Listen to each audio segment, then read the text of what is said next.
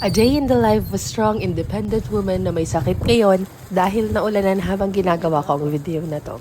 Ilang days nang walang tigil ang ulan, ilang days na din kami nagpapadeliver ng food. Wala na kaming stock na lulutuin. So pumunta ako dito sa local meat shop, hindi na ako pumunta sa palengke para bumili ng mga stocks. Before going, I had in mind that I'm going to cook pork steak. Pero nung makita ko na may beef, so I switched to beef steak. Unfortunately, frozen ba yung beef kaya hindi nila ito makakat into pang beef steak. So I decided na kukuha na lang ako ng 1 kilo beef kahit buo lang at saka 1 kilo na liampo. At ako na yung bahalang mag-cut sa bahay.